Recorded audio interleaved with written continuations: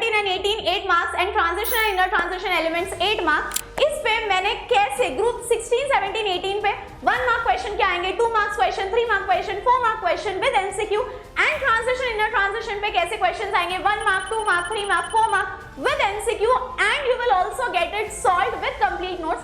मैंने mostly try किया है कि इनऑर्गेनिक के आंसर्स बहुत लेंथी होते हैं, तो बहुत जगह मैंने तुमको आंसर्स ऑलरेडी लिख के दे दिए ताकि जब मैं लिखूं तुम्हारा टाइम ना वेस्ट हो। So my dear students, download these notes from the description box and you will also get it on Telegram channel. और नेक्स्ट वीडियो कौन सा चाहिए कमेंट करके बताओ, क्योंकि my videos are driven by your comment. जो आप कमेंट करोगे वो अगला वीडियो मैं आपके लिए लेकर आऊंगी and I hope you enjoy the video. Hi बाळांनो, welcome to our channel Vedantu Maharashtra. Group 16 17 and 18 पे अब हम शुरू करेंगे पहले एक 70 मार्क्स का पेपर, फिर ट्रांजिशन इनर ट्रांजिशन पे हम शुरू करेंगे अगला 70 मार्क्स का पेपर। लेकिन अब हम सबको पता है कि कोई भी पेपर शुरू होता है एमसीक्यू से, बोर्ड्स का पेपर शुरू होता है एमसीक्यू से, लेकिन एमसीक्यू तो हम एंड में करते हैं। So let's do MCQ at the end, but let's start with 1 mark question, 2 mark question, 3 mark question and then 4 mark question. पहला question, what is the structure of SO2? तो देखो S और ये रहा O। अब मान लो इधर डबल बॉन्ड आ गया, अब इलेक्ट्रॉन्स कितने आएंगे देखो 1 2 3 4 4 तो बना लिए। इट नीड्स हाउ मेनी 8 4 हो गया, फिर 5 6 7 8 दैट्स इट। अब ये ऑक्सीजन को देखो 1 2 बना लिया, अब देखो 5 6 1 2 3 4 1 2 3 4 5 6 7 8 दैट्स इट। अब ये सल्फर पे देखो 1 2 3 4 5 6 इधर आ गया 7 8 डन। और इसका बॉन्ड एंगल कितना आता है बॉस? तो इसका जो बॉन्ड एंगल आता है दैट इज 119.5 डिग्री। कितना आएगा? 119.5 डिग्री। उसके बाद ठीक है screenshot. What happens when SO2 reacts with Cl2? तो बॉस ये देता है SO2 Cl2, इसका नाम है सल्फ्यूरिल क्लोराइड। क्या नाम है इसका? Sulphuryl chloride. So SO2 plus Cl2 gives SO2 Cl2 which is called as your sulfuryl chloride. उसके बाद next, name the solution which is formed by passing sulfur dioxide in water. Sulfur dioxide यानी SO2 in water यानी H2O। अब यहाँ पे नीचे लिखना मत भूलना कंपाउंड का नाम, सल्फर डाइऑक्साइड, यहाँ पे आएगा वाटर। अब सल्फर डाइऑक्साइड इन वाटर क्या हो जाएगा? H2S, ये 2 O और ये एक O, H2SO3। इसका नाम है सल्फ्यूरस एसिड। इसका नाम है sulphurous acid. So SO2 plus H2O gives H2SO3, sulphurous acid. Next, right the name of the chemical formula of galena. तो ये है PbS। अब इसका नाम तुम मुझे बताओगे। Chemical formula of galena is PbS। क्या है? PbS। उसके बाद why does oxygen cannot exhibit higher oxidation state? देखो ऑक्सीजन दिखाता है -2 और पेरोक्साइड में वो दिखाता है -1। ऑक्सीडेशन स्टेट मतलब वो कितने इलेक्ट्रॉन्स ले सकता है या कितने इलेक्ट्रॉन्स दे सकता है। अब ऑक्सीजन -2 इलेक्ट्रॉन्स ले सकता है और पेरोक्साइड के केस में -1, लेकिन वो बोल रहे हैं वो ज्यादा ऑक्सीडेशन स्टेट क्यों नहीं दिखाता, -2 ही क्यों दिखाता है, यानी वो अपने अंदर सिर्फ 2 इलेक्ट्रॉन क्यों लेता है, 2 से ज्यादा क्यों नहीं लेता। तो इसमें तुम क्या दिमाग लगाओगे, वो सिर्फ 2 लेता है, 2 से ज्यादा नहीं लेता, क्योंकि तुम सोचो अगर तुम्हारे घर में उतनी जगह ही नहीं है तो will you invite guest at your place? No. क्यों? क्योंकि तुम्हारे घर में उतनी जगह ही नहीं है। एग्जैक्टली ऑक्सीजन के साथ होता है, it does not have a vacant orbital. अब बिकॉज उसके पास वेकेंट ऑर्बिटल नहीं है, it can not invite anyone to its place, तो वो -2 ही दिखाता है। तो इसको हम कैसे लिखेंगे? ऑक्सीजन हैज, क्या नहीं है ऑक्सीजन के पास? Oxygen has no vacant, oxygen has no vacant d orbital. Oxygen के पास वेकेंट d ऑर्बिटल नहीं है, hence it shows, hence it does not show oxidation state. Hence it does not show higher oxidation state. समझ में आया कि नहीं आया? अगली बार मैं रीजन पूछूं कि क्यों नहीं दिखाता, तो तुम बोलोगे मैम हम किसी को हमारे घर पे तभी तो बुलाएंगे जब घर में जगह हो, ऑक्सीजन के घर में जगह ही नहीं है, so it cannot show higher oxidation state. So oxygen has no vacant d orbital, so it does not show higher oxidation state. Always underline the keywords. ठीक है, always underline the keywords, तभी तो हम पेपर में दूसरों से कुछ अलग करेंगे. ठीक है, next, the number of lone pairs of electrons in ClF5, वो 5 है. ठीक है, अब देखो इसका स्ट्रक्चर कैसा है. ये रहा आपका क्लोरीन. अब 5 का मतलब है एक इधर एक इधर, 1 2 3 4 और ये रहा 5. अब कितने लोन पेयर आएंगे, कितने लोन पेयर आएंगे? चलो बताओ बताओ बताओ. Yes guys, I am seeing in the chat section. Yes yes yes yes, बोलो बोलो बोलो. It has only one lone pair, only one lone pair. समझ में आया क्या? सो कैसा स्ट्रक्चर है इसका? बटरफ्लाई जैसा. 1 2 3 4 5 बोलते हैं ना, butterfly butterfly where are you going, वैसा स्ट्रक्चर है इसका. Done. Next, right the order of ionic character of metal hydride. अब मेटल इसीलिए M. अब सबसे ज्यादा आयोनिक रहेगा MF यानी मेटल फ्लोराइड, फिर क्लोराइड, फिर ब्रोमाइड और फिर आता है iodide. This is which order बच्चा बर्डी? बोलो बोलो बोलो. Ionic order. समझ में आया? सो MF, MCl, MBr, Mi. बढ़े आगे. Next, draw the structure and name the shape of bromine trifluoride. बहुत सही स्ट्रक्चर है इसका. पता है कैसे? ये देखो, मान लो ये ले लिया ब्रोमीन. अब ये 1, ये 2, ये 3 हो गया ट्राइफ्लोराइड. 1 2 3 1 2 3. अब एक लोन पेयर इधर, एक लोन पेयर इधर. ये जो स्ट्रक्चर है, इस स्ट्रक्चर को हम क्या बोलेंगे? तो बॉस ये जो स्ट्रक्चर है ब्रोमीन ट्राइफ्लोराइड का, bromine is at the centre, 1 2 3, इस स्ट्रक्चर को हम बोलेंगे बेंट स्ट्रक्चर. काय म्हणणार आपण याला? Bent structure. समझ में आया क्या बॉस? Bent structure. बढ़े आगे. यस और नो. नेक्स्ट है right the 4 uses of chlorine. अब देखो, सबसे पहला use of chlorine is purification of drinking water. Purification of drinking water. Purification of drinking water.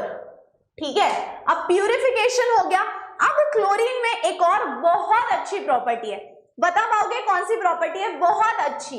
वो जो प्रॉपर्टी है क्लोरीन की जो कलर रिमूव करती है, उसको हम क्या बोलेंगे?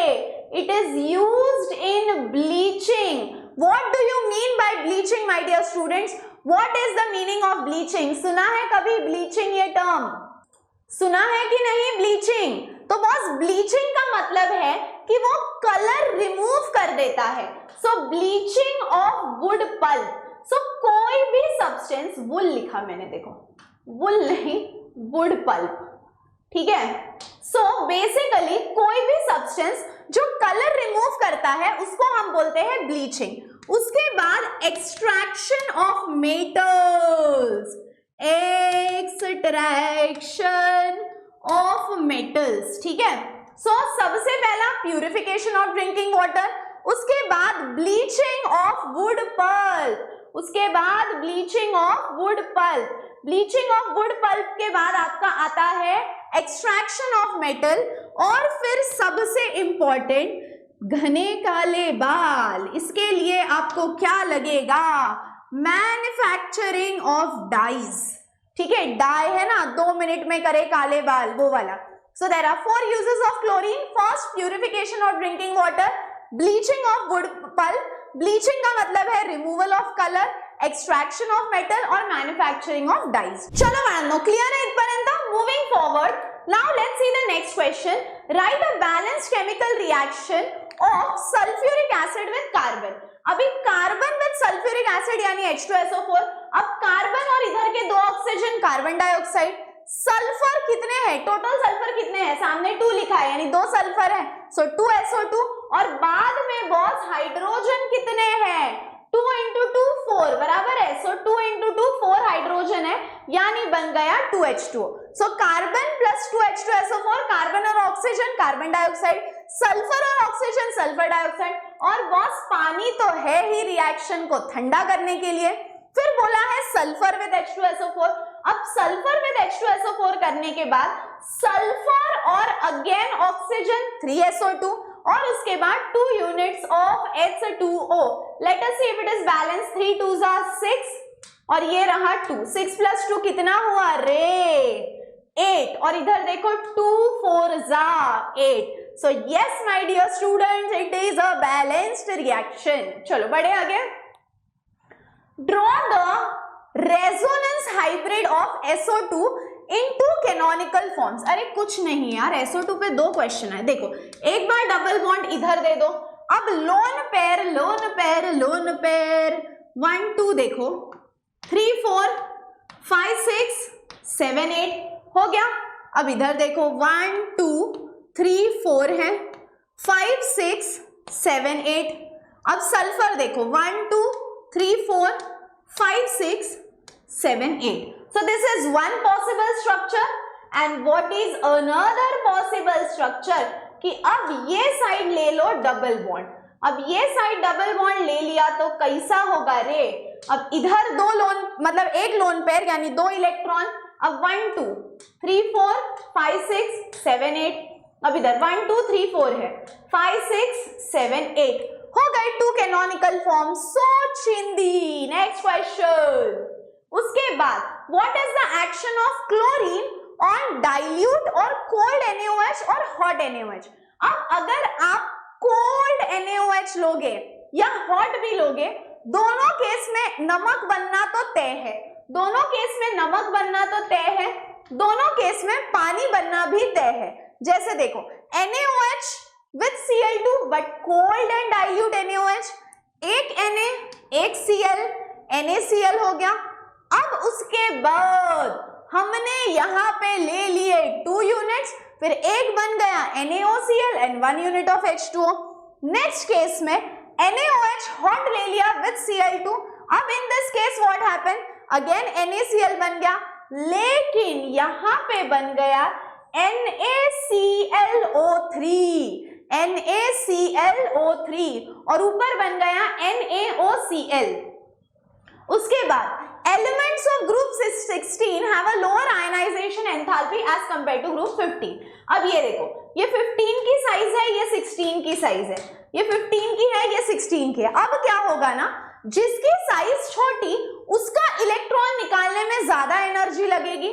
तो ग्रुप 16 की साइज छोटी है.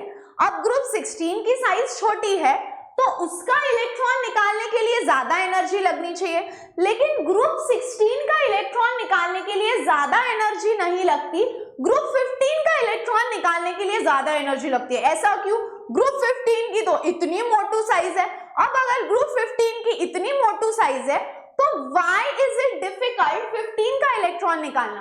16 की तो साइज छोटी है, 16 का इलेक्ट्रॉन निकालना कैसे होना चाहिए? डिफिकल्ट. लेकिन उल्टा हो रहा है, 15 का इलेक्ट्रॉन निकालना डिफिकल्ट है. ऐसा क्यों? उसके पीछे एक रीजन है. जो ग्रुप 15 है ना, उसका जो आउटर मोस्ट शेल है, उसका जो आउटर मोस्ट शेल है उसमें आते हैं P में 3 इलेक्ट्रॉन. अब P की कैपेसिटी है 6 का हाफ होता है 3.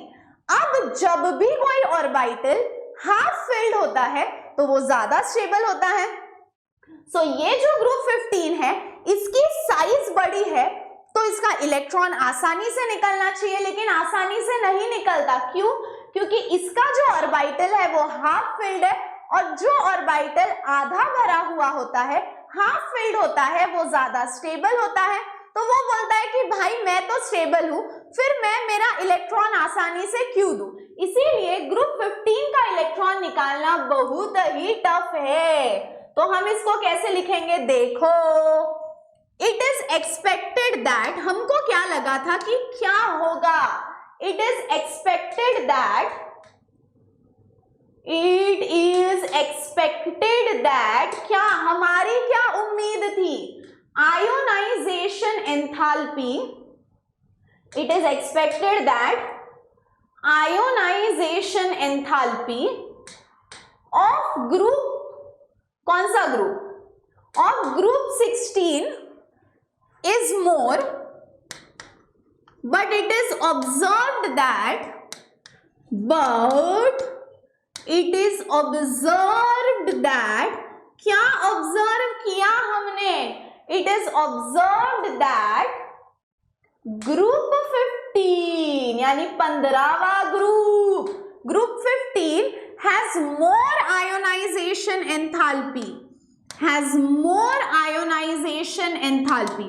क्यों ऐसा होता है, क्यों क्यों ऐसे क्यों बताओ, has more ionization enthalpy, why, because group 15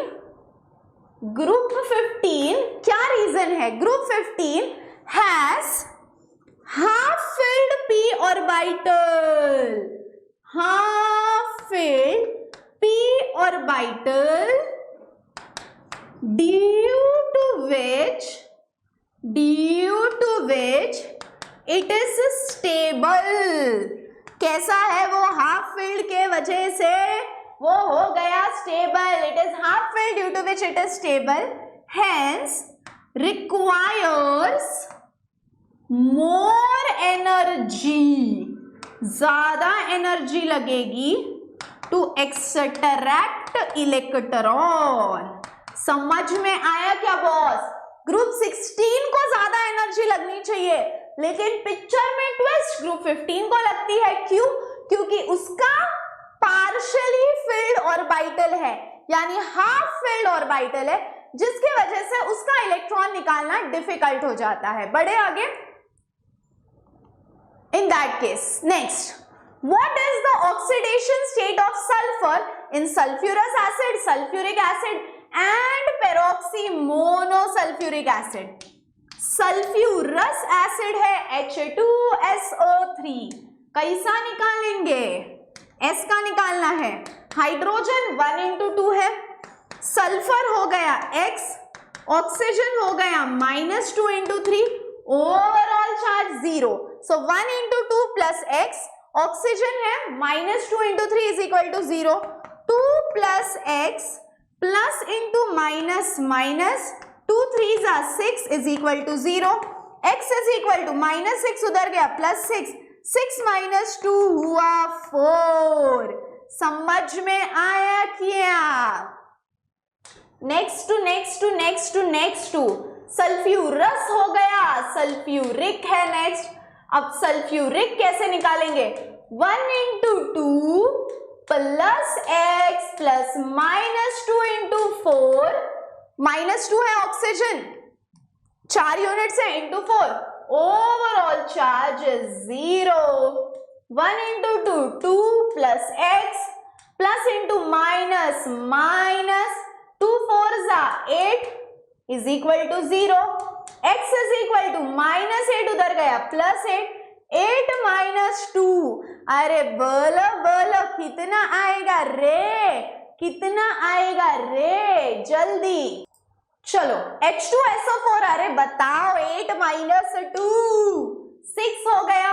next क्या है, पेरोक्सी मोनोसल्फ्यूरिक H2SO5। अब इसको कैसे करेंगे, 1 into 2 plus x plus -2 into 5 is equal to 0, 1 into 2 is 2, x plus into minus, अरे 2 5s are 10 is equal to 0, x is equal to -10 उधर गया +10 +2 उधर गया -2, 10 minus 2 कितना हुआ रे, कितना हुआ 8। अरे सही क्वेश्चन डाला था, ये देखो 4, इसका आया 6 और इसका आ गया 8, ठीक है। So sulphurous is H2SO3, sulphuric is H2SO4 and peroxymonosulphuric is H2SO5।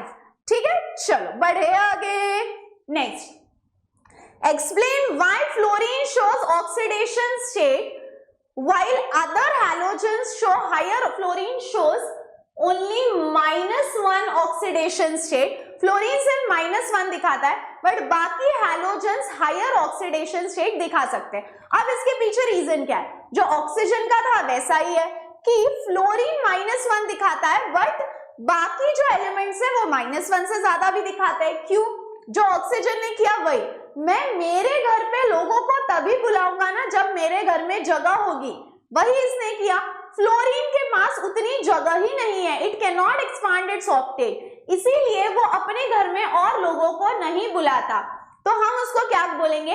In case of fluorine there is absence of d orbital and its valence shell due to which fluorine can not expand its octet. मैंने बोला ना, बेचारे के घर में जगह ही नहीं है, सो एब्सेंस ऑफ d ऑर्बिटल। फिर उसके बाद as fluorine is the most electronegative element, it exhibits -1, वो हमेशा अंदर इलेक्ट्रॉन्स लेने की कोशिश करता है। क्यों?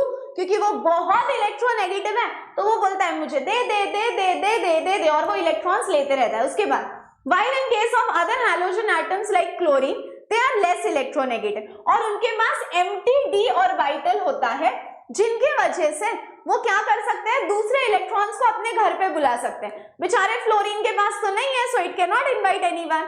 और फिर नेक्स्ट क्वेश्चन क्या बोला है? What is the reaction of chlorine on ammonia?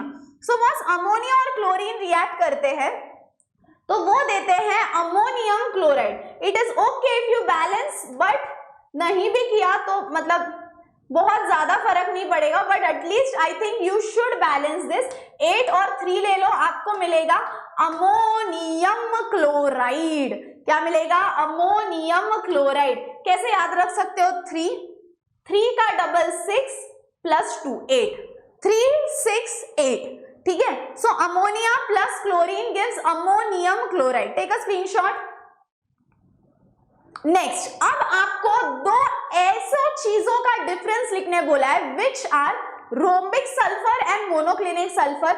ये है एलोट्रॉप्स ऑफ सल्फर, बहुत इंपॉर्टेंट है और ये क्वेश्चन भी बहुत बार पेपर में आता है। Right the difference between rhombic sulphur and monoclinic sulphur.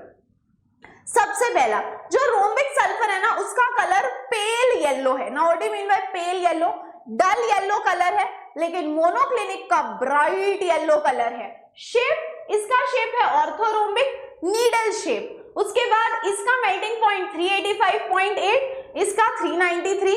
Density ये डोंट डू, मतलब भूल ही जाओगे क्योंकि नंबर्स है, इंस्टेड ऑफ राइटिंग रॉन्ग मत करो, बस मेल्टिंग पॉइंट याद रखो।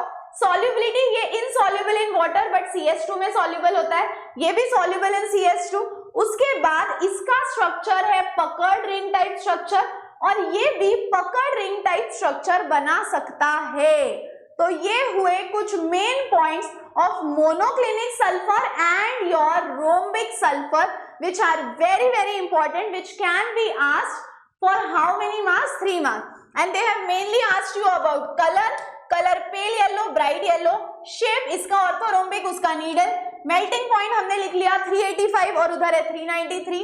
फिर उसके बाद solubility, soluble in CH2, soluble in CH2, density 2.0, 1.98, 2 सीधा 2 याद रखो, 2.0, 1.98, ओके। उसके बाद सबसे सबसे सबसे इंपॉर्टेंट क्वेश्चन जो 3 मार्क्स के लिए हमेशा आता है। ऑल्सो आर यू ऑब्जर्विंग, हर क्वेश्चन पे ऊपर मार्क्स लिखा हुआ है। अब इधर पूछा है explain the trends of atomic radii. अब एटॉमिक रेडाई का मतलब क्या है? तो ये है एटम न्यूक्लियस से लेके तो आउटर मोस्ट शेल तक का जो डिस्टेंस है उसको हम बोलेंगे एटॉमिक रेडियस। अब क्या होता है, जैसे जैसे हम ग्रुप में नीचे जाते हैं एटम की साइज बढ़ते जाती है, बढ़ते जाती है, बढ़ते जाती है। So top to bottom size increases. अब आप पूछोगे ma'am top to bottom size क्यों बढ़ती है? उसके 2 रीजंस है। पहला रीजन, न्यूक्लियर चार्ज कम होता है और शील्डिंग इफेक्ट बढ़ता है। और लेफ्ट टू राइट क्या होता है? ऊपर से नीचे एटॉमिक साइज बढ़ेगी, left to right atomic size कम होगी। So left to right atomic size decreases, top to bottom atomic size increases. देखो in group 16 atomic radius increases down the group as a result of increasing quantum shells। तो इसको आप क्या क्या याद रख सकते हो, कौन से पॉइंट्स मैंने बोले, number of shells increase, nuclear charge decreases, shielding effect increases. ये देखो nuclear charge decreases, shielding effect increases, ये दो पॉइंट्स आपको याद रखें। उसके बाद electronegativity, what is electronegativity, electron को अट्रैक्ट करने की power, ability to attract the electrons is called as electronegativity. अब लेफ्ट टू राइट ये इलेक्ट्रॉन को अट्रैक्ट करने की जो पावर है ये बढ़ते जाती है, बढ़ते जाती है, बढ़ते जाती है। सो लेफ्ट टू राइट बढ़ती है, टॉप टू बॉटम कम होती है।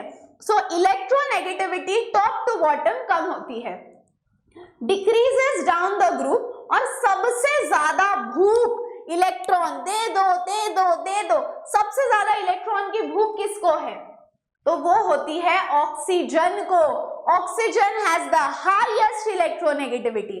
उसके बाद इलेक्ट्रॉन गेन एंथैल्पी। अब इलेक्ट्रोनेगेटिविटी मतलब इलेक्ट्रॉन्स को अट्रैक्ट करना, इलेक्ट्रॉन गेन एंथैल्पी का मतलब है इलेक्ट्रॉन आने के बाद जो एनर्जी रिलीज होती है उसको हम बोलेंगे electron gain enthalpy, energy release when an electron is accepted. अब कौन से ट्रेंड्स हमको बोले बताओ, एटॉमिक साइज ग्रुप में क्या होता है हमको देखना है, पीरियड में क्या होता है। मैं ये चार्ट इसीलिए बना के दे रही हूं ताकि जब आप ये आंसर पढ़ो तो आपको लगेच तुम्हाला आठवलं पाहिजे। एटॉमिक साइज, फिर उसके बाद इलेक्ट्रोनेगेटिविटी, इलेक्ट्रॉन गेन एंथैल्पी और आयोनाइजेशन एंथैल्पी भी बता ही देती हूं। देखो left to right atomic size को क्या होता है, ग्रुप में ऊपर से नीचे बढ़ती है, ऊपर से नीचे एटम की साइज ऊपर से नीचे बढ़ती है। लेफ्ट टू राइट क्या होती है, लेफ्ट टू राइट उसकी साइज कम होती है। ऐसा सोचो ना, यहाँ पे जो होगा उसका ऑपोजिट। अब इलेक्ट्रोनेगेटिविटी, जैसे जैसे आप ऊपर से नीचे जाओगे तो भूख खत्म हो जाएगी इलेक्ट्रॉन की। सो इलेक्ट्रोनेगेटिविटी डिक्रीजेस, जो इलेक्ट्रोनेगेटिविटी के साथ होता है वही इलेक्ट्रॉन गेन एंथैल्पी के साथ होता है। और आयोनाइजेशन एंथैल्पी में क्या होता है, जैसे जैसे नीचे जाओगे साइज बढ़ेगी, नीचे जाओगे साइज बढ़ेगी, नीचे जाओगे साइज बढ़ेगी। अब क्या होगा, इलेक्ट्रॉन निकालना आसान हो जाएगा। So less energy is required, समझा। सो ऊपर से नीचे साइज बढ़ेगी, atomic size increases. Electronegativity, electron की भूख खत्म हो जाएगी नीचे जाते टाइम। जो इलेक्ट्रोनेगेटिविटी के साथ हुआ वही इलेक्ट्रॉन गेन एंथैल्पी के साथ होगा। और आयोनाइजेशन एंथैल्पी के केस में भी जैसे ऊपर से नीचे जाओगे साइज बढ़ेगी और इलेक्ट्रॉन निकालना आसान होगा। सो आयोनाइजेशन एंथैल्पी ऑल्सो डिक्रीजेस, और यहां पे जो होता है उसका ऑपोजिट। समझ में आया क्या? सो सिर्फ एटॉमिक साइज ग्रुप में बढ़ रही है, बाकी ये तीनों कम हो रहे हैं, is it clear till here boss? चलो बच्चों, हे सगळ्यांना क्लियर है? Now should we move on to the next article. ये क्लियर है, ये बहुत इंपॉर्टेंट है, इस ट्रेंड्स पे क्वेश्चन आता है। Now moving on to the next question which is what are chalcogens, और फिर आता है discuss the methods for preparation of sulphur dioxide from zinc sulphide and iron pyrite. अब व्हाट आर चैल्कोजेंस, तो बस चैल्को ये वर्ड अगर आपने कभी पहले सुना होगा तो चैल्को का मतलब है और जेंस का मतलब है फॉर्मिंग। सो चैल्कोजेंस का मतलब है ऐसे एलिमेंट्स जो और फॉर्म करते हैं, और ये कौन से ग्रुप में पाए जाते हैं, तो बस चैल्कोजेंस आर ग्रुप 16 एलिमेंट्स। ठीक है, ये सब होते हैं ग्रुप 16 में, चैल्कोजेंस होते हैं ग्रुप 16 एलिमेंट्स। और इनका रोल क्या है, what do they do, and these elements are ore forming समझ में आया क्या? सो चैल्कोजेंस का मतलब है कि ये है ओर फॉर्मिंग एलिमेंट्स और ये मिलते हैं ग्रुप 16 में. सो बेसिकली व्हेन आई से चैल्कोजेंस यू विल से चैल्को का मतलब है और, जेंस का मतलब है फॉर्मिंग. ठीक है, चैल्को का मतलब है और जेन का मतलब है forming. So these are your group 16 elements which are chalcogens and ore forming. उसके बाद अच्छा हाँ, उनकी रिएक्शन विद जिंक सल्फाइड बोलिए. सो ZnS plus 3O2 gives 2ZnO और SO2. फिर आयन पायरेट मतलब 4FeS लेना है with 11O2. It will give you Fe2O3 plus SO2. दोनों में SO2 गैस रिलीज होता है. Next question, right any 3 physical properties and any 3 uses of sulphuric acid. Sulphuric acid आप समझते हो, H2SO4. ठीक है, अब उसके फिजिकल प्रॉपर्टीज की वो दिखता कैसा है. तो पहले तो वो होता है कलरलेस, डेंस. डेंस का मतलब है ते असतं घट्ट. It is colourless, it is dense. Dense म्हणजे घट्ट. और वो होता है एक ऑयली लिक्विड. उसके बाद ये फ्रीज कब होता है, यानी ऐसा घट्ट कधी बनायला सुरू होतं, बर्फ कधी बनायला सुरू होतं त्याचा at 283 kelvin and boils at 611 kelvin. उसके बाद हाईली करोसिव, लगेच गंजतं, रस्टिंग हो जाता है उसका and produces severe Burns on skin. तो अगर वो थोड़ा भी स्किन पे गिरा तो जल गया. So colourless, dense, oily, freezes at 283 Kelvin, boils at 611 Kelvin and is highly corrosive and produces severe burns on skin. उसके बाद what are the uses, कहाँ यूज होता है? डिटर्जेंट इंडस्ट्री में, पेट्रोल रिफाइनिंग में यानी टू रिमूव इम्प्योरिटीज, और last है एज अ लैबोरेटरी रिएजेंट. बढ़े आगे. Next, right the chemical reaction for manufacturing of sulphuric acid by contact process. अब इसमें स्टेप 1 देखो, we have to do it step wise. अभी स्टेप 1 क्या है कि आपको सल्फर की रिएक्शन ऑक्सीजन के साथ करनी है so that it produces sulphur dioxide. So step 1, sulphur reacts with oxygen. Sulphur reacts with oxygen. क्यों रिएक्ट करता है सल्फर ऑक्सीजन के साथ? क्योंकि उसको क्या प्रोड्यूस करना होता है. So sulphur reacts with oxygen to produce sulphur dioxide. So this is your step 1. Sulfur plus O2 gives SO2. This is step 1. Sulfur plus oxygen gives you SO2. अब step 2 में हम क्या करेंगे? तो अब देखो स्टेप 2 में हम क्या करेंगे? Sulphur dioxide. ठीक है, ये जो सल्फर डाइऑक्साइड है इसकी फिर से रिएक्शन कर दो. स्टेप 1 में S plus O2 SO2. Step 2 में sulphur dioxide reacts with oxygen to produce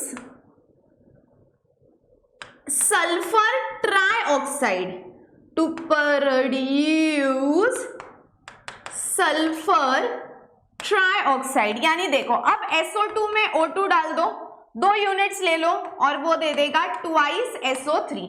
ये हो गया स्टेप 2. सो स्टेप 1 में हमने क्या किया? स्टेप 1 में हमने किया स्टेप 1 में sulphur with oxygen SO2. Step 2 में SO2 विद O2 SO3. अब हम आएंगे स्टेप 3 के पास.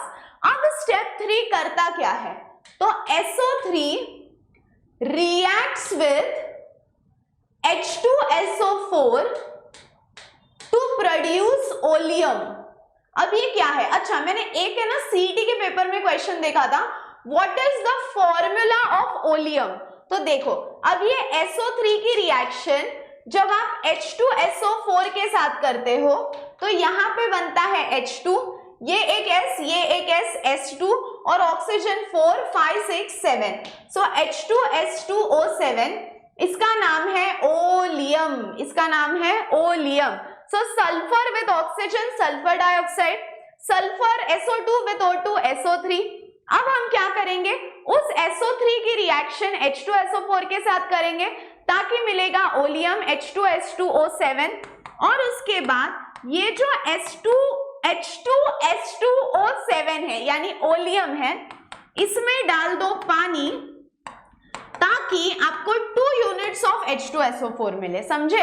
So step 1 S plus O2 SO2, step 2 SO2 में O2 डालो ताकि SO3 बन जाए, स्टेप 3 अब वो SO3 में H2SO4 डालना पड़ेगा ताकि ओलियम बने विच इज H2H2O7 और उस ओलियम में पानी डालो ताकि H2SO4 बने। This is a very very very important process कि जहां पे हम H2SO4 बनाते हैं बाय यूजिंग कॉन्टैक्ट प्रोसेस। बढ़े आगे।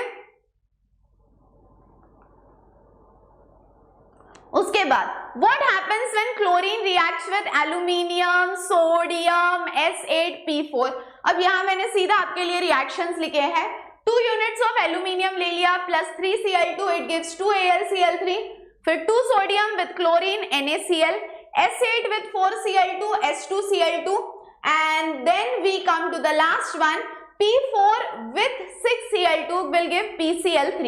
ऐसा दिमाग लगाओ ना, एक P को अगर 3Cl चाहिए तो एक P को 3Cl चाहिए तो 4 P को कितने 12, तो 6 into 2, समझ में आया। So Al plus Cl aluminium plus chlorine AlCl3, sodium plus chlorine NaCl, sulphur with chlorine H2Cl2 और phosphorus with chlorine PCl3। Done done done done. चलो उसके बाद draw the structure of chloric acid and chlorous acid and discuss the anomalous behaviour of fluorine. तो पहले हम क्या करेंगे, anomalous behaviour of fluorine discuss कर लेंगे। अब आप बोलोगे मैम एनिमलस का मतलब क्या होता है, तो बॉस एनिमलस का मतलब है कि it will show different properties than the other elements.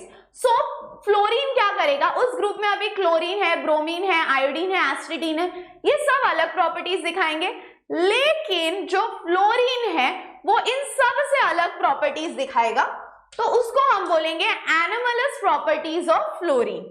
अब देखो ध्यान से ध्यान से ध्यान से, ठीक है ठीक है ठीक है। देखो सबसे पहला वेरी स्मॉल, या तो वेरी स्मॉल वगैरह लिखने से अच्छा मैं सीधा लिख दूंगी due to its atomic size, atomic size, फिर उसके बाद due to its electronegativity. What do you mean by electronegativity, electron को अट्रैक्ट करने की capacity. So due to atomic size, due to its electronegativity also. अब इलेक्ट्रोनेगेटिविटी आ गया boss, तो इलेक्ट्रोनेगेटिविटी के साथ आ जाएगा उसका ऑक्सीडेशन स्टेट भी, ठीक है। तो ऑक्सीडेशन स्टेट यहां पे हम लिखेंगे उसकी आयोनाइजेशन एंथैल्पी। अब आप बोलोगे ma'am what is ionisation enthalpy, तो ये है एटम की साइज। अब इसमें से इलेक्ट्रॉन बाहर निकालने के लिए जो एनर्जी लगती है उसको हम बोलते हैं ionization enthalpy. So mainly it is due to its atomic size, electronegativity and its ionization enthalpy. Clear है? चलो डन, ओके। अब नेक्स्ट क्या है, draw the structure of chlorous and chloric acid. अच्छा ये समझ में आ गया what you mean by anomalous behaviour. Anomalous का मतलब है कि वो प्रॉपर्टीज दिखाएगा बाकी सबसे अलग। अब क्यों, due to its atomic size, due to electronegativity, ionization enthalpy. एक और रीजन आप यहाँ पे लिख सकते हो, due to absence of D orbital. हमने 1 मार्क में देखा था ना, एब्सेंस ऑफ डी ऑर्बिटल। और एक और रीजन है, क्या क्या क्या, लो FF बॉन्ड डिसोसिएशन एंथैल्पी। ये सारे रीजंस की वजह से, ये सारे रीजंस की वजह से क्या होगा क्या होगा क्या होगा, ये सारे रीजंस की वजह से fluorine will show anomalous behaviour. आगे बढ़ते हैं। उसके बाद draw the structure of chlorous and chloric. Chlorous is HClO2, chloric is HClO3. अब यहाँ पे आया क्लोरीन, O और H. ये देखो, इसको तुम लोग सीधा ऐसे याद रखो. क्लोरीन है, 2 O है ना, तो एक O और एक H यहाँ पे लगा दो, यहाँ पे डबल बॉन्ड हो. अब HClO3 में एक O एक्स्ट्रा है, तो Cl will remain as it is. O यहाँ पे, O यहाँ पे, H यहाँ पे. उसके बाद अब 2 O है ना, एक इधर एक इधर. ठीक है, सो 3 O है टोटल, एक यहाँ पे आ गया, बचे हुए 2, एक इधर एक इधर. So the only difference between chlorous and chloric is chlorous will have 1 double bond, chloric will have 2 double bonds. Done. तो ये हो गया हमारा P block. Do you want to see the MCQs? मैंने बोला था ना चैप्टर के एंड में दिखाऊंगी. सो ये रहे MCQ. या here it is. So have a look towards this. Take a screenshot. In chlorous acid, the oxidation state of chlorine is chlorus यानी HClO2. कैसा होगा? हाइड्रोजन 1 क्लोरीन X प्लस ये -2 into 2 is equal to 0. ठीक है. फिर उसके बाद acidic strength HI, HBr, HCl, HF. Sulphur dioxide reacts with NaOH, SO2 reacts with NaOH, Na2SO3, sodium sulfide. Then gas evolved when sulfuric acid reacts with copper. Cu plus H2SO4 gives CuSO4 plus SO2, sulfur dioxide. फिर when hot and concentrated NaOH reacts with chlorine, क्या क्या मिलता है आपको? Chloride and chlorate, option C. When SO2 is passed in an aqueous solution, I2 solution becomes colorless. O2 is paramagnetic. बहुत important है ये question. और फिर उसके बाद the number of covalent bonds present in sulfuric acid is 6. In interhalogen compounds, which halogen is never central atom? Fluorine, because it has the smallest size and the highest electronegativity. Reason भी मैंने यहाँ पे solve कर दिया है. चलो बढ़े आगे. यहाँ पे ऊपर हर क्वेश्चन के ऊपर मार्क्स लिखा है बाय द वे. ये तो 4 मार्क्स के है वैसे. हाँ ये देखो, यहाँ पे हर क्वेश्चन के वहां मार्क्स लिखा है. 3 मार्क्स. वैसे ही now we are starting with transition, inner transition elements. अब दिस इज ऑल्सो 8 मार्क्स का टॉपिक. हर क्वेश्चन के सामने मैंने मार्क्स लिख दिए हैं. चलो शुरू करें. मुझे पानी पीने दो, रुको. हर क्वेश्चन के सामने मार्क्स लिखे हुए हैं. ठीक है,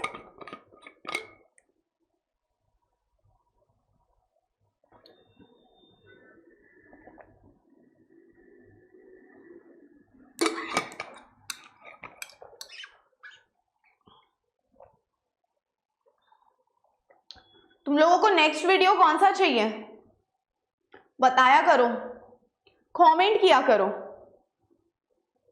क्या करा करो? कमेंट. चलो बढ़े आगे. MCQs देख लो यार. कहां पे है टेक्स्ट बुक में? Page number is also given. चलो next. Right the formula to calculate magnetic moment. Magnetic moment का फॉर्मूला है mu is equal to √n into n plus 2. Mu is equal to √n into n plus 2. अब आप बोलोगे अच्छा unit क्या use होता है? BM, Bohr's magneton. अब आप बोलोगे मैम ये n क्या है? तो बॉस जो n है, that n stands for unpaired electrons. N stands for unpaired electrons. So mu का फॉर्मूला है √n into n plus 2. Bm is the unit and what does n stands for? Bohr's magneton. बढ़े आगे. चलो next. Write the general electronic configuration of 3D series. General electronic configuration. General electronic configuration. What do you think क्या हो सकता है? तो यहाँ पे आएगा एर्गॉन. अब 3D सीरीज बोला है ना, तो 3D और S के साथ उसके एक आगे वाला नंबर आएगा, तो आपको याद रहेगा. 3D सीरीज बोला है तो 3D तो आएगा और S में उसके एक आगे वाला आएगा. यहाँ पे आएगा 1 to 10 और यहाँ पे 1 to 2, 1 to 10 और 1 to 2, ठीक है। अब 1 किसके केस में आएगा पता है? क्रोमियम और कॉपर के केस में। सो 3d10 4s 1 to 2, बड़े आगे 1 मार्क क्वेश्चन। फिर से 1 mark. Name the radioactive element in lanthanoid. Boss lanthanoid में सारे एलिमेंट्स नॉन रेडियो एक्टिव है except for one element which is your promethium. सारे एलिमेंट्स नॉन रेडियो एक्टिव है लेकिन promethium is a radioactive element. Promethium कैसा है? Radioactive element. जमिया जमिया जमिया, बड़े आगे। What is lanthanoid contraction? तो बॉस जैसे जैसे, ध्यान से सुनो, जैसे जैसे हम लेफ्ट टू राइट जाते हैं एटॉमिक साइज छोटू छोटू छोटू छोटू छोटू छोटू होती जाती है। सो लैंथेनॉइड कॉन्ट्रैक्शन का मतलब है हमने शुरू किया लैंथेनम से और खत्म कर दिया ल्यूटेटियम पर। तो जैसे जैसे हम लेफ्ट टू राइट जा रहे हैं साइज इज बिकमिंग छोटू छोटू छोटू छोटू छोटू, उसको बोलेंगे लैंथेनॉइड कॉन्ट्रैक्शन। अब उसको हम कैसे लिखेंगे? As we move from left to right in a period, as we move from left to right in a period, left to right in a period, atomic size क्या होता है? एटॉमिक साइज को left to right in a period atomic size decreases from lanthanum to lutetium, from lanthanum to lutetium. So from left to right atomic size decreases from lanthanum to lutetium due to increase in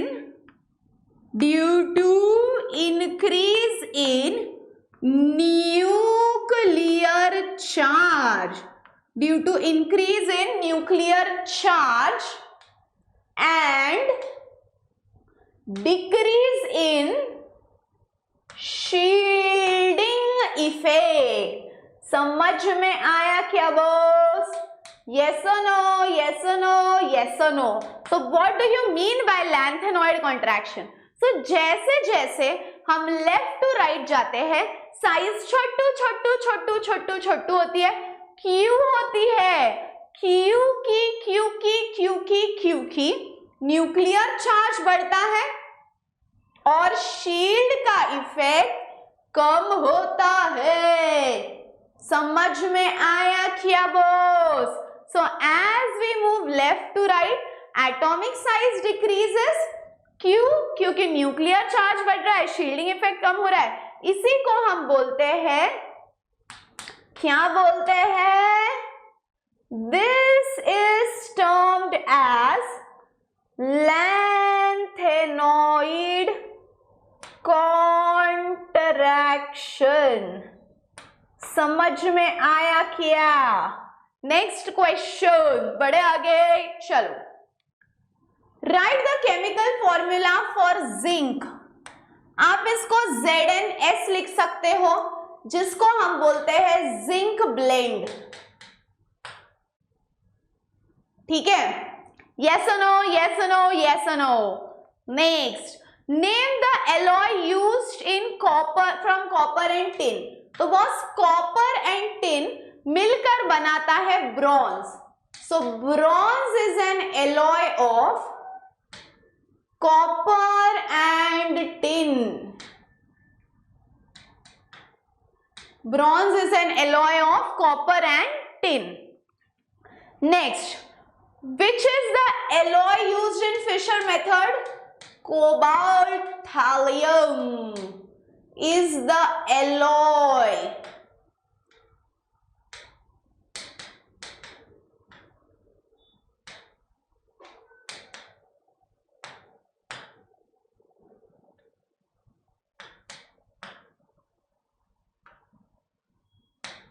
चलो बढ़े आगे।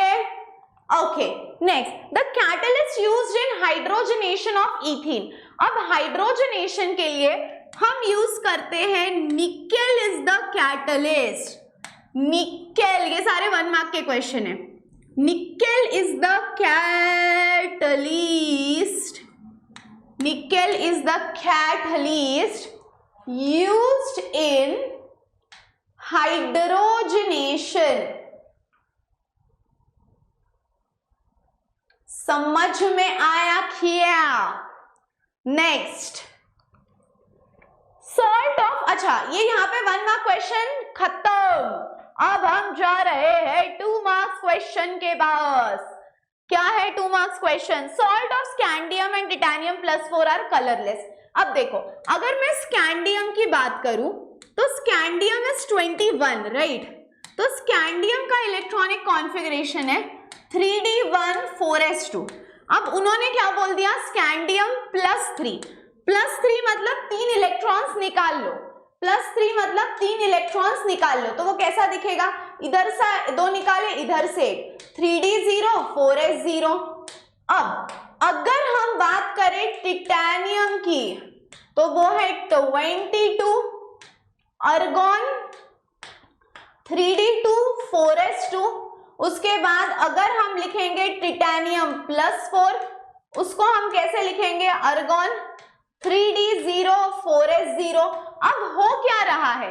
जब मैंने scandium +3 लिया 0 0 electron, titanium +4 लिया 0 0 electron. इसका मतलब हो क्या रहा है?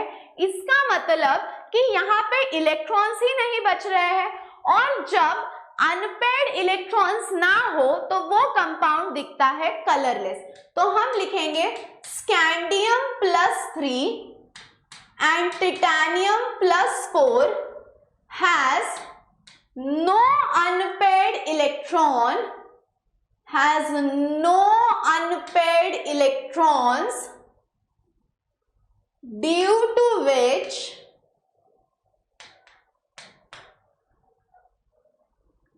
it forms colorless compound। तो वो क्यों फॉर्म करता है कलरलेस कंपाउंड? क्योंकि उसके पास अनपेयर्ड इलेक्ट्रॉन ही नहीं है। अब अनपेयर्ड इलेक्ट्रॉन नहीं है तो बेचारा फॉर्म कर रहा है कलरलेस कंपाउंड। समझ में आया? चलो बढ़े आगे। नेक्स्ट, ये हो गया। हाँ देखो, स्कैंडियम 21 है, 1 और 2 +3 है तो 0 0 हो गया, 22 है तो 2 2, बट +4 दे दिया तो इधर से भी 2 निकाला, इधर से भी 2 निकाला, नो अनपेयर्ड इलेक्ट्रॉन, इसलिए वो कलरलेस है। Next, give the electronic configuration of europium and gadolinium. 63 है, सो xenon 4f7 6s2, gadolinium 64 4f7 5d1 6s2। उसके बाद distinguish between lanthanoid and actinoid. अब बॉस लैंथेनॉइड्स जो है वो +4 ऑक्सीडेशन स्टेट दिखाते हैं, लेकिन जो एक्टेनॉइड्स है वो +3 +4 +5 +6 +7 ये सब दिखाते हैं। 2 मार्क्स का क्वेश्चन है, इंपॉर्टेंट है। लैंथेनॉइड्स शो +4, ये दिखाते हैं +3 +4 +5 +6 +7। उसके बाद लैंथेनॉइड कॉम्प्लेक्सेस नहीं फॉर्म करते। अब तुम बोलोगे ma'am what is a complex? तो कॉम्प्लेक्स मतलब कोऑर्डिनेशन कंपाउंड में भी हैव सीन ना, कोऑर्डिनेट कॉम्प्लेक्स, वैसा। सो लैंथेनॉइड्स कोऑर्डिनेट कॉम्प्लेक्स नहीं फॉर्म करते हैं, लेकिन actinoids do form a coordinate complex. उसके बाद lanthanoid do not form oxocation. Oxo का मतलब है ऑक्सीजन, वहां पे लैंथेनॉइड का एक एलिमेंट रहेगा and it will have positive charge. So lanthanoids do not form oxocation but actinoids do form oxocations. उसके बाद मोस्ट लैंथेनॉइड्स आर कलरलेस और most actinoids are coloured. So lanthanoids show minimum +4 oxidation state, actinoids show +3 +4 +5 +6 +7। उसके बाद very very important, lanthanoid do not form complexes, actinoid do form complexes, they do not form oxocation, they form oxocations. Most lanthanoids are colourless, most of the lanthanoids are coloured. Take a screenshot. Done. Next question देखो, 2 marks again. Manganese in +2 oxidation state is more stable than +3 oxidation state. So manganese के 2 oxidation state possible है, one is +2 and one is +3। वो बोल रहे हैं +2 ज्यादा stable है, ठीक है, मान ली बात। फिर उन्होंने आगे क्या बोला, whereas iron is stable at +3। So iron can also show +2 and +3, but वो बोल रहे हैं आयरन ज्यादा स्टेबल है +3 पे। What is the reason? So manganese is more stable at +2 but iron is more stable at +3। अब ध्यान से देखो, मैंगनीज का पहले तो ध्यान से सुनो, what is the atomic number पता है तुमको?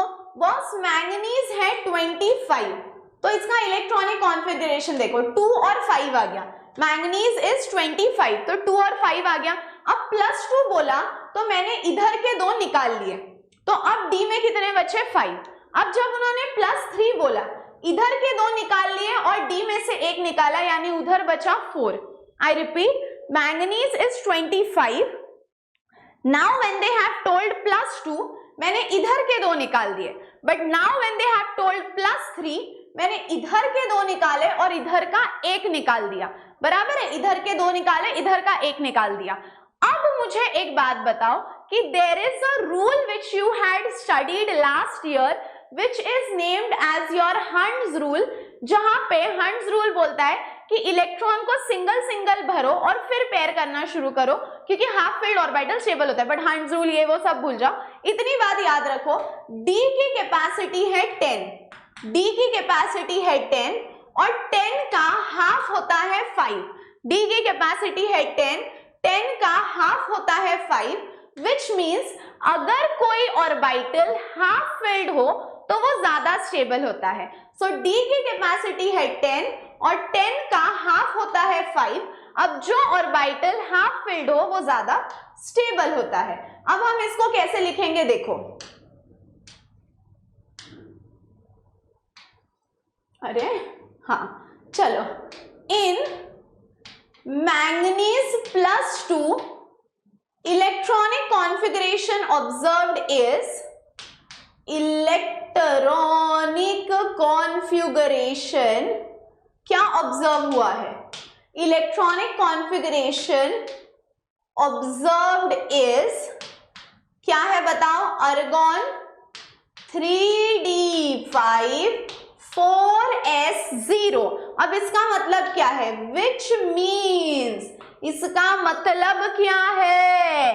Which means d orbital is half filled, half filled है यानी d का हाफ, d का 10, d इज 10, 10 का हाफ हुआ 2, सो d orbital is half filled and half filled orbitals, half filled orbitals are more stable in nature। तो इसके पीछे की मेन वजह क्या है? मेन वजह है हाफ फील्ड, और हाफ फील्ड का मतलब है मोर स्टेबल। बढ़े आगे। अब उन्होंने फेरस में बोला है, अब Fe का इलेक्ट्रॉनिक कॉन्फ़िगरेशन है 26, तो 26 मतलब इधर आया 2, इधर आया 6। अब +2 मतलब इधर के 2 निकाल दिए, +3 मतलब इधर के 2 निकाल दिए और इधर का 1 निकाल दिया, +3 मतलब इधर के 2 और इधर का 1। तो अब क्या हुआ? Fe+3 में electronic configuration observed is, electronic configuration observed is 3d5, तो उसको हम लिखेंगे इन Fe+3 electronic configuration observed is क्या है? बोलो बोलो। इलेक्ट्रॉनिक कॉन्फ़िगरेशन ऑब्जर्व्ड इज कितना है? अर्गॉन 3d5 4s2 सॉरी 4s0। अब इधर क्या हुआ? Again d orbital is half field और हाफ फील्ड है मतलब ज्यादा stable, so d orbital is half filled and half filled orbitals are, d orbital is half filled and half filled orbitals are more stable. समझ में आया क्या boss? ठीक है, सो बहुत बहुत बहुत बहुत सिंपल है, समझ में आया?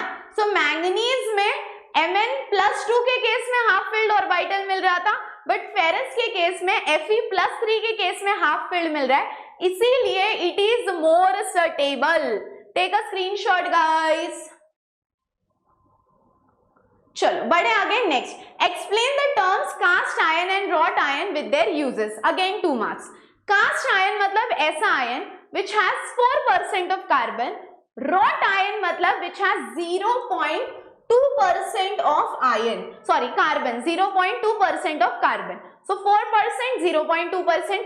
Uses, it is used in pans, pots, utensils, automotive parts.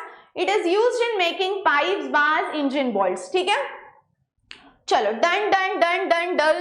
बढ़े आगे. उसके बाद what are the causes of lanthanoid contraction? मैंने क्या बोला, जो उधर एक्सप्लेन किया वही आपको यहाँ पे भी एक्सप्लेन करना है. जैसे जैसे हम लेफ्ट टू राइट जाते हैं साइज कम क्यों होती है? क्योंकि न्यूक्लियर चार्ज बढ़ता है. न्यूक्लियर चार्ज बढ़ने के बाद उसका शील्डिंग इफेक्ट कम होता है.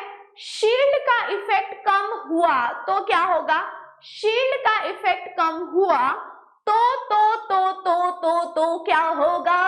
एटॉमिक साइज कम होगी. ये पहला रीजन. दूसरा, f ऑर्बिटल का शेप फ्यूज्ड है. f ऑर्बिटल का शेप फ्यूज्ड है. सो हम बोलेंगे as we move left to right in lanthanoids, as we move left to right in lanthanoid, क्या होता है? atomic size decreases. क्यों डिक्रीज होती है atomic size? as we move left to right atomic size decreases as nuclear charge increases. Nuclear charge बढ़ता है. Electron is added to the same shell. ये दूसरा रीजन है. ये लिख दिया, nuclear charge increases, electron is added to the same shell. Electron is added to the same shell. Same shell में भरते रहो इलेक्ट्रॉन, भरते रहो भरते रहो भरते रहो. हमने किया electron is added to the same shell. फिर न्यूक्लियर चार्ज बढ़ गया तो शील्ड का इफेक्ट कम होता है. Shielding effect decreases. Shielding effect decreases और f orbital has a fused shape. f orbital has a fused shape. ठीक है, ये सारे रीजंस है जिसके वजह से आपका लैंथेनॉइड कॉन्ट्रैक्शन होता है. What is lanthanoid contraction? Left to right size कम हुई. क्यों कम हुई? क्योंकि electron is added to the same shell. क्यों? क्योंकि न्यूक्लियर चार्ज बढ़ा. क्यों? क्योंकि शील्डिंग इफेक्ट कम हुआ. और f orbital has a diffused shape. मैंने फ्यूज्ड लिखा, वाह, डिफ्यूज्ड, फ्यूज्ड लिख दिया मैंने, वाह. चलो डन डन डन डन. बढ़े आगे. चलो okay. Next, give the similarities and differences. Give the similarities and differences between what? चलो बॉस डन है इधर तक. ओके, अब we will move forward to the next question. कितने मार्क्स का है ये next question? Give the similarities. हाँ, 3 मार्क्स क्वेश्चन यहां से शुरू हो रहे हैं. Give the similarities and differences between 3D, 4D and 5D. Now let us see the similarities. क्या लगता है क्या क्या सिमिलैरिटीज होंगी? सबसे पहला, they are all very good reducing agent. ये सारे कैसे हैं? They are all very good reducing agents, ये first.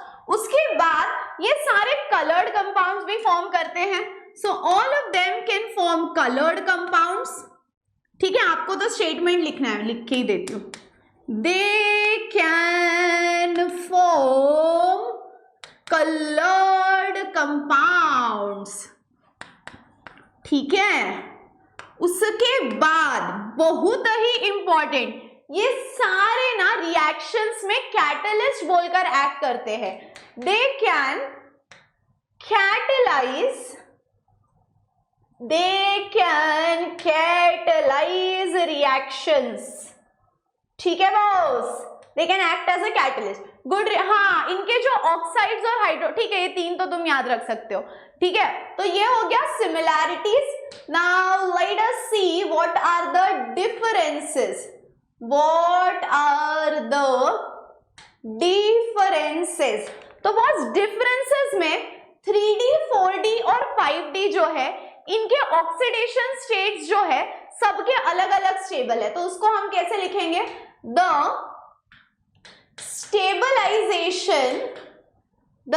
stabilization of oxidation states, the stabilization of oxidation states is different for all, सबके लिए अलग अलग है, is different, ठीक है। अब कैसे? जैसे the first series shows +7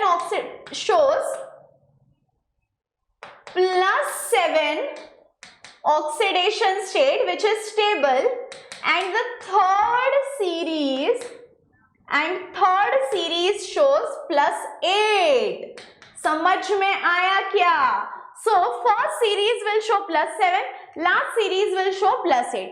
So basically ये जो 3 series है, इसमें similarity क्या है? All are good reducing agent, they can form colored compounds, they can act as good catalyst। और differences क्या है कि इनका जो stabilization है oxidation number का वो अलग है। फर्स्ट सीरीज के लिए इट इज +7, लेकिन द लास्ट सीरीज के लिए इट इज +8। चलो moving forward, discuss the position of D block elements, lanthanoids and actinoids in the periodic table. यार ये बोलने की भी जरूरत नहीं है, मैं ये तुमको इन शॉर्ट लिख के दूंगी। डी ब्लॉक कहाँ पे है ये मैं तुमको बुलेट पॉइंट्स लिख के दूंगी, तुम स्टेटमेंट में लिखोगे। डी, अब तुम पूरा स्टेटमेंट कैसे लोगे? D block is present in the centre of the periodic table. D block ऐसे लिख के देती हूँ, सेंटर, ठीक है। फिर इसमें ग्रुप्स कौन से आते हैं? ग्रुप 3 to 12 और पीरियड 4 to 7 लिख सकते हो ना। So D block is present in the centre of the periodic table, it has 3 to 12 groups, period 4 to 7।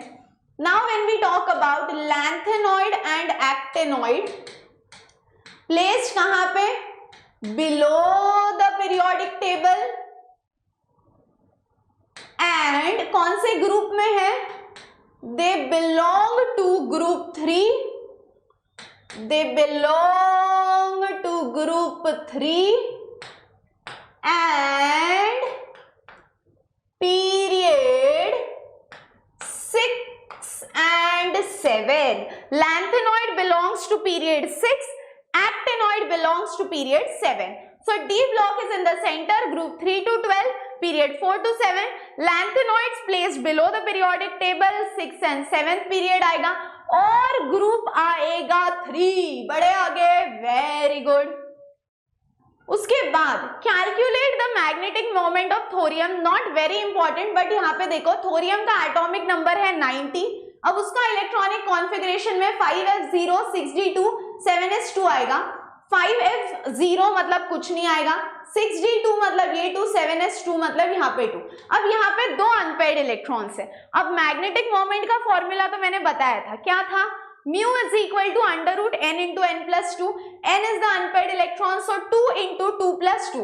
So 2 into 2 plus 2 यानी 2 into 4 which is √8.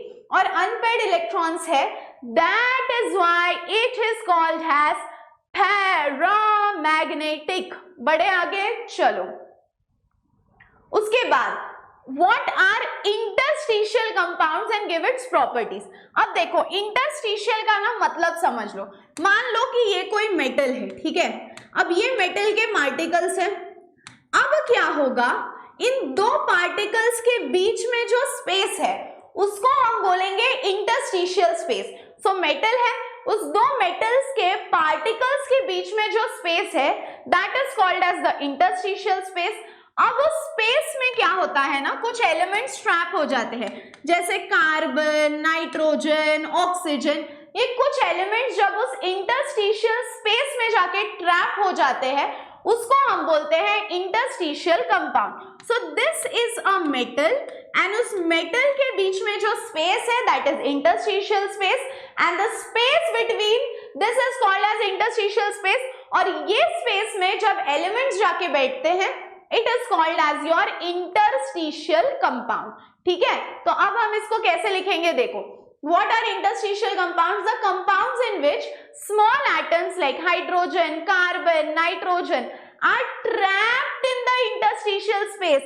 उस जगह के बीच में वो जाके ट्रैप हो गए within the crystal lattice is called as interstitial compound। समझ में आया क्या? So particle particle particle particle, उस पार्टिकल के बीच में जो स्पेस है that is the interstitial space, और उस स्पेस में जब जाके hydrogen, carbon, nitrogen, oxygen trap हो जाएंगे वो कंपाउंड बनेगा interstitial compound. The compound in which small atoms like hydrogen, carbon, nitrogen are trapped in the interstitial space within the crystal lattice is called as interstitial compound। अब हम बात करेंगे उसके properties की। अब मुझे एक बात बताओ, अब इतनी सी जगह थी, उधर भी पार्टिकल घुसेड़ दिया, उसके वजह से वो हार्ड हो गया। So they are hard, good conductors of heat and electricity. उसके बाद इनका मेल्टिंग पॉइंट प्योर मेटल से भी ज्यादा होता है क्योंकि तोड़ने में एनर्जी लगेगी ना, लेस डेंसिटी। और इनके हाइड्राइड्स जो है बॉस, इनके जो हाइड्राइड्स है they are used as powerful reducing agents. यहाँ पे तुमको समझ में नहीं आ रहा ना क्या लिखा है, रुको। They are used as powerful reducing agents. समझ में आया? तो इसका यूज क्या है? They are used as powerful reducing agents. Take a screenshot.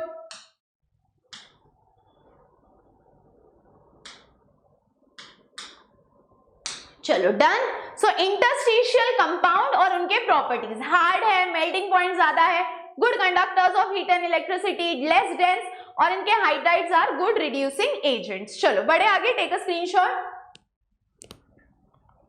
उसके बाद फेरस और non ferrous, what itself tells you. Ferrous का मतलब है it will have iron in it, non ferrous का मतलब है it will not have iron in it. Now when I से फेरस, इसका मतलब ऐसी पूरी शीट है, ठीक है, ऐसी पूरी शीट है जो आयन से बनी है, पूरी की पूरी शीट आयन से बनी है, लेकिन उस पूरे के पूरे शीट में हमने कुछ बाकी एटम्स डाल दिए तो वो हो गया फेरस। पूरी शीट किसकी है? फेरस की है, लेकिन कुछ अलग एटम्स डाल दिए तो वो हो गया फेरस। और नॉन फेरस का मतलब है it is a mixture of two metals, more than two metals, वो हो गया नॉन फेरस। तो फेरस को हम क्या बोलेंगे? these alloys लिखा है मैंने, these alloys have atoms of other elements distributed randomly in atoms of iron। So iron बना हुआ है, अब उसमें आपने अलग एटम्स डाल दिए। So these alloys have atoms other than iron randomly distributed in iron। So iron में जब अलग एलिमेंट रैंडमली डाल दिया इट इज फेरस। ना अगर ये फेरस है तो हाई परसेंटेज किसका होगा? फेरस का होगा। Example stainless steel. फिर आते हैं नॉन फेरस। नॉन फेरस तो मैंने बोला इसमें अलग अलग मेटल्स होते हैं। They are alloys formed by mixing of atoms other than iron. So non ferrous मतलब आयरन है ही नहीं, अदर देन आयरन एलिमेंट्स ले लो, उनको मिक्स कर दो। इसका एग्जाम्पल है ब्रास, इसका एग्जाम्पल है स्टेनलेस स्टील। ओके बॉस, चलो उसके बाद यूजेस ऑफ एलॉय। तो आप स्कूल में जब कोई कांड करते, मतलब कोई अच्छा काम करते हो, काम बोलना था, कांड निकल गया बच्चों, पर तुमको तो पता है, ठीक है। So when you do something nice in school, you are given trophies, you are given medals। अब ये trophies हो, medals हो, statues हो, ये किससे बनते हैं? तो ये बनते हैं ब्रॉन्ज से। और ब्रॉन्ज किसका एलॉय है ये मेरे को अभी चैट सेक्शन में बताओ, क्योंकि मैंने तुमको 1 मार्क में बताया था। ये है पहला एलॉय का use which is used in making statues, medals, trophies. और नेक्स्ट इज क्यूप्रा निकल is an alloy of copper and निकल which is used for making parts of marine ships and boats. वो नहीं, शिप्स। ओके, एक चप्पू क्या चला रहे हो? चलो आगे। What are rare earth metal and write any 2 uses of actinoid. अभी रेयर अर्थ मेटल का मतलब है कि ये जो मेटल है ये मिलते तो है। रेयर का मैम रेयर यूज किया मतलब ये मिलते ही नहीं है क्या? ऐसा नहीं है, ये मिलते हैं। अर्थ के क्रस्ट में बहुत क्वांटिटी में होते हैं, but the problem is that they are so reactive कि इनको एक्सट्रैक्ट करना डिफिकल्ट होता है। So these are available but इनको एक्सट्रैक्ट करना बहुत डिफिकल्ट होता है, इसीलिए हम बोलते हैं they are rare earth metals that we can extract them, but उनको निकालना ही डिफिकल्ट है, एक्सट्रैक्ट करना डिफिकल्ट है, मिलते आसानी से है। और वो इतने रिएक्टिव हैं कि वो किसी के साथ भी रिएक्ट करके बैठ जाते हैं, तो प्योर फॉर्म में उनको निकालना बहुत डिफिकल्ट है। So elements which are fairly abundant, मैंने बोला ना अच्छे खासे क्वांटिटी में मिलते हैं, fairly abundant in the earth's crust, but it is difficult to extract them। उनको बाहर निकालना बहुत ही कठिन है, उसको हम बोलेंगे रेयर अर्थ मेटल्स। अब उसके 2 प्रॉपर्टीज बताओ। Appear silvery white in colour, और कैसे है? Highly reactive radio active element. Highly reactive है तभी तो आसानी से मिलते नहीं है, किसी के साथ भी बॉन्ड बना के बैठ जाते हैं। So they are highly reactive and they are silvery white in color। बढ़े आगे। उसके बाद 2 uses of actinoids। पहला use, it was used before lamps came into picture in this world, they were used for lightning। उसके बाद the oxides of actinoids convert heat energy from burning natural gas to intense light। ठीक है, so again in short it is used for lightning purposes। बढ़े आगे। Next अब हम आते हैं 4 मार्क्स क्वेश्चन के पास। ये सारे 4 मार्क क्वेश्चन है, बट ये 4 मार्क क्वेश्चन के आंसर्स इतने बड़े हैं कि मैं वीडियो में लिखते बैठूंगी तो तुम्हारा टाइम ज्यादा उसमें जाएगा। So I have written it properly and broad. Explain the trends in atomic radius of 3D and oxidation state, which factors relate to the color of transition element। ये तीनों देखो। अब left to right atomic size क्या होती है boss? Left to right atomic size कम होती है, ऑक्सीडेशन स्टेट भी बदलते जाता है। तो 3 चीजें उन्होंने अपने को पूछी है। कौन से फैक्टर पे कलर डिपेंडेंट है, what is the atomic size and what is the oxidation state, ये तीनों चीजें। चलो इसका आंसर ये रहा। देखो अभी एटॉमिक साइज के बारे में देखो ध्यान से। Atomic size of 3D series decreases gradually from left to right. मैंने बोला ना left to right atomic size छट्टू होते जाएगी। सो एटॉमिक साइज डिक्रीजेस, क्यों? रीजन वही है, न्यूक्लियर चार्ज बढ़ता है, शील्डिंग इफेक्ट कम होता है, and electron is added to the same shell. Electron enters into a penultimate d subshell, वही शेल में इलेक्ट्रॉन एंटर करता है, ठीक है। और उसका एक और रीजन है, it has a diffused shape. मैंने बोला ना डिफ्यूज्ड मतलब फैला हुआ स्ट्रक्चर है, जो अपन ने लैंथेनॉइड कॉन्ट्रैक्शन में भी लिखा था ना, वही रीजन है। फिर ऑक्सीडेशन स्टेट देख लो। अब loss of 4s and 3d electron leads to the formation of ions of 3d series.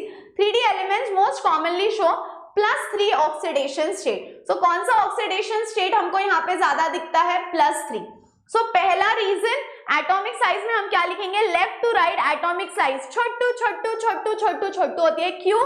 क्योंकि न्यूक्लियर चार्ज बढ़ता है, शील्डिंग इफेक्ट कम होता है, electron enters the same shell and the shape is diffused. उसके बाद ऑक्सीडेशन स्टेट, कैसा है ऑक्सीडेशन स्टेट? तो ये जो 3D सीरीज है इनका ऑक्सीडेशन स्टेट हमको क्या दिखता है? +3। बढ़े आगे। उसके बाद factors which relate to the colour.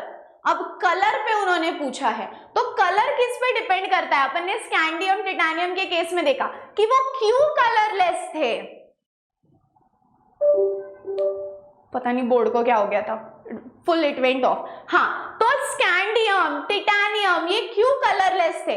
क्योंकि इनके पास अनपेयर्ड इलेक्ट्रॉन ही नहीं था, और जिसके पास अनपेयर्ड इलेक्ट्रॉन नहीं रहता वो होते हैं colourless. So presence of unpaired electron makes it colourless, d transition और नेचर ऑफ लिगैंड्स, बस 3 याद रखो, ठीक है। सो atomic size left to right, छोटे रीजंस मैंने बताया।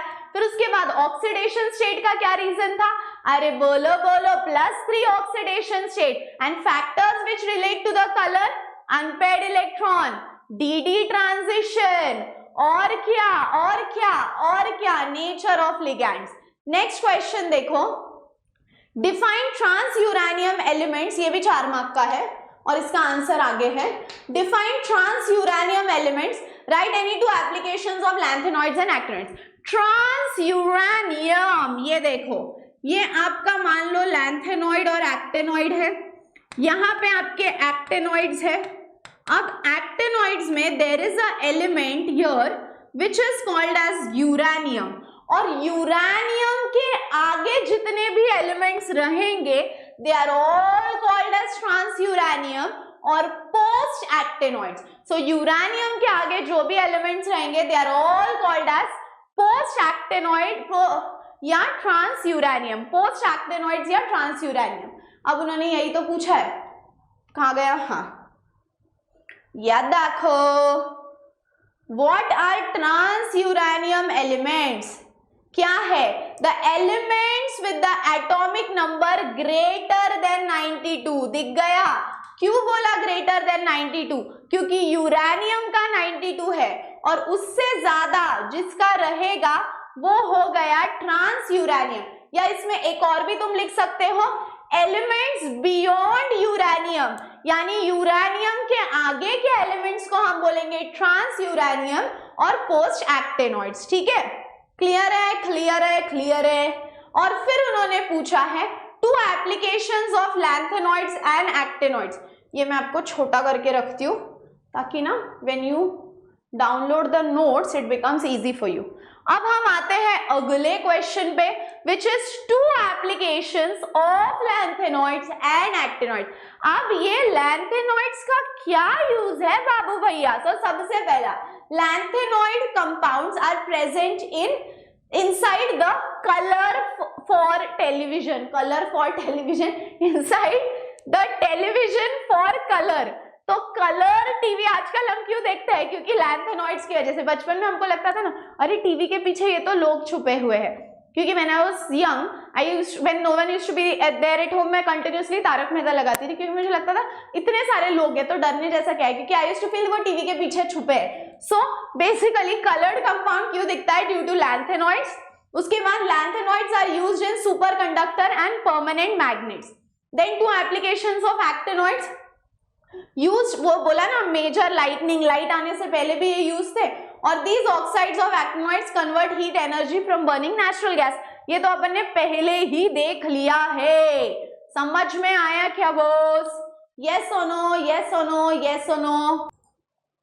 ओके बॉस, चलो क्लियर है। अब ये था आपका पूरा 16, 17, 18 का इंपॉर्टेंट क्वेश्चंस पे पूरा paper. 1 mark question, 2 mark question, 3 mark question, 4 mark question and so on. और ये था आपका ट्रांजिशन इनर ट्रांजिशन एलिमेंट। इसके नोट्स आपको मिल जाएंगे व्हाट्सएप चैनल पे भी और टेलीग्राम पे भी। रुको मैम, कहाँ जा रहे हो? एमसीक्यू तो बच्चे है ना, let's have a look towards the MCQs. यार एमसीक्यूज तो मुझे पता है तुम पेपर में क्या करते हो, मतलब सॉल्व करते हो बच्चों। तुम सॉल्व करते हो, मुझे इस पे पूरा भरोसा है। So if you want, you guys can take a screenshot of this. Page number is also written, ठीक है। So this was all about transition, inner transition element. और रुको रुको, भागो मत, कहीं जाओ मत, क्योंकि जाने से पहले एक इंपॉर्टेंट रिमाइंडर मुझे देना है। बॉस की MVSAT आ गया है, वेदांतु का ये फेस्टिवल है यार, क्योंकि ये इतना बड़ा स्कॉलरशिप टेस्ट है जहां पे यू कैन विन 100% स्कॉलरशिप। और इतने 2 करोड़ के प्राइस कौन देता है भाई? कौन देता है? हम देते हैं, वेदांतु देता है, ठीक है। तो अब तक रजिस्टर नहीं किया तो फटाफट करो, link is in the description. और नेक्स्ट वीडियो कौन सा चाहिए ये कमेंट करो, क्योंकि all my videos are driven by your comment. तो आप जो कमेंट करते हो मैं वही वीडियो अगला लेके आती हूँ। सो कमेंट करो and see you all in the next video. That's all for today my dear students. So तब तक हंसते रहो, खेलते रहो, खुश रहो, be positive and keep smiling. Bye bye.